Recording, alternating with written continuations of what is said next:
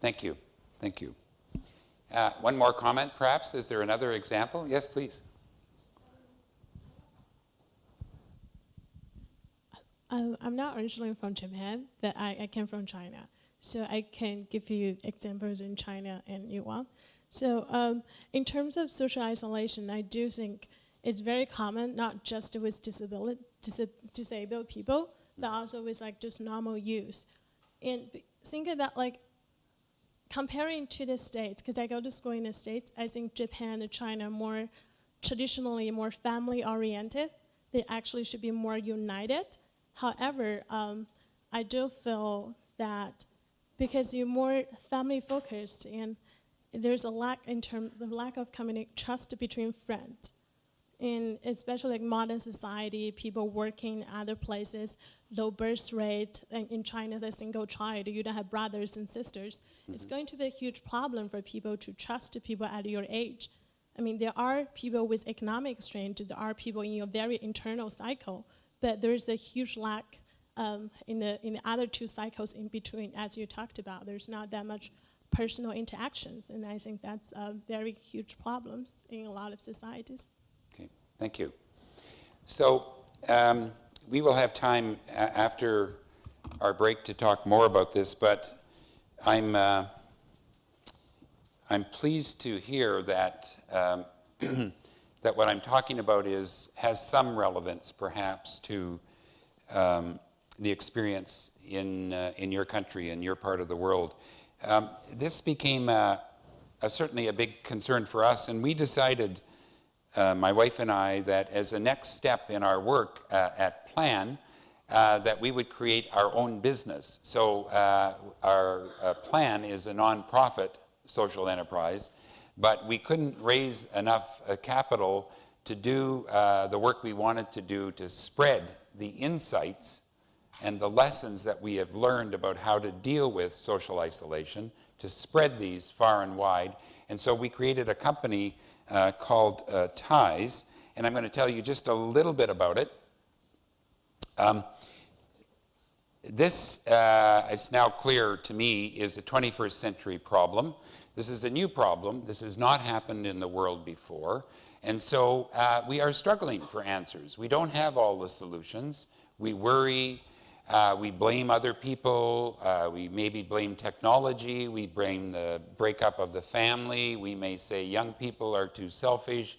We may say people are not engaged enough. But if we're honest with ourselves, we don't know exactly what has created this new phenomenon. And it is a phenomenon. There is a recent article in an American magazine, and I apologize. I did not think it was appropriate to come with statistics from Japan. I thought you would know that. So I am simply sharing some observations from North America. But in this article, the suggestion is that Facebook is making us more lonely. There are studies after studies now that are suggesting that more and more North Americans are quite lonely. The statistic I want to show you here is this second one here, where 60 million people in United States.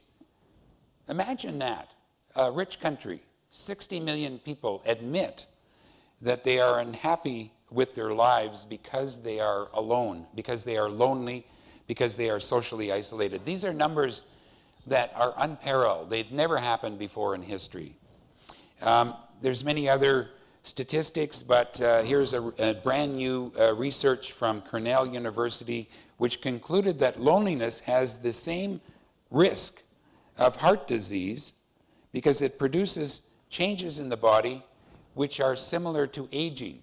So this question of social isolation is not just of the heart, it's not just of the spirit, but it affects the body as well. So again, brand new phenomenon, and we are obliged to think very carefully about how we solve this. I'll just show you this study here. Another very famous study is that being socially isolated is the same as if you smoked a package of cigarettes every day. It has that kind of health impact on you. So my wife decided that she would take on Facebook. And so we have created an online web platform that uses the discipline and the methodology of our work with Plan, and we are spreading this approach through the web to encourage people to organize themselves in a network, but also then then that gets translated into face-to-face contact. So we are not a state-of-the-art technology company, but we make sure that we have all of the bells and whistles that you would expect. A calendar, a place to send instant messages to let everybody know. There are photographs, a place to update, to celebrate grandma, or to celebrate the person who is in danger of isolation. Unlike Facebook, when you have a ties network, you cannot Google and find it. It's private. There is no advertising. There is no data mining of it. And you are only on this ties network when you are invited in.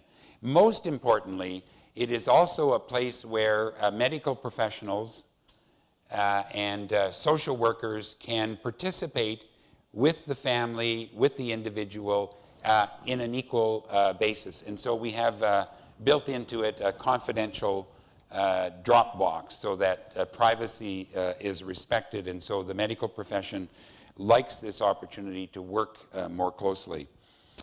I'm going to tell you a quick couple of stories just to give you an illustration. Charles, in the picture on the upper right, you cannot see him very well, but he is from Aberdeen, Scotland. And he was in his early 80s. His daughter lived in Tokyo. His other daughter lived in Sydney, Australia. And his son, John, my friend, lived in Vancouver. And so they were worried about their father, who was beginning to show signs of dementia.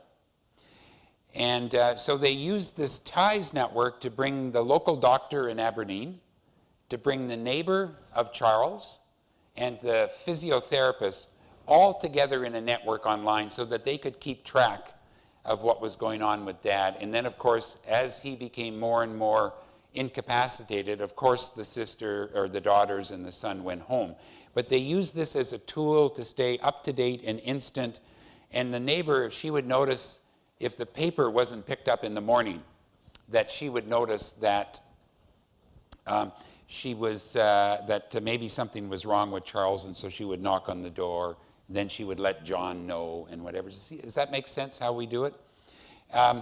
Nancy, the woman without the hair on the bottom left, Nancy had brain cancer. She was a very famous medical researcher in Vancouver, but she had a very serious form of brain cancer, and she used the ties network as a way for her to communicate with all of her friends so that she would not have to use all of her energy to keep answering questions from people who wanted to know. And so they formed a team of support around her, and when she was discharged once from the hospital after radiation treatment, she was not able to walk. This small team of people in her ties network actually built a wheelchair ramp so that she could go home, something that a hospital couldn't do that quickly. So these are some of the examples of how we are spreading and scaling ties. This is the link we think that is most important, and why hospitals and healthcare systems and government social services are wanting to participate. As they have less resources, they understand that they must all of a sudden work with the family, the friends, the neighbors in a different way. And so this is the way in which people are beginning to think about ties. It's kind of moving from what we call an individual model of care to what we think is more importantly, which is a network-centric model of care. So I hope the next time you invite me to Japan, that in 10 years, we will have transformed our public policy so they no longer focus just on the individual, but that they focus on the network around the individual. What I'd like to leave you with tonight is an observation. I have been here for 1 week. I have known many people who have been to Japan. My sister-in-law is Japanese. And I have 3 observations about people from Japan that have been reinforced by being here. First, people from Japan are very good listeners. And I thank you for listening today.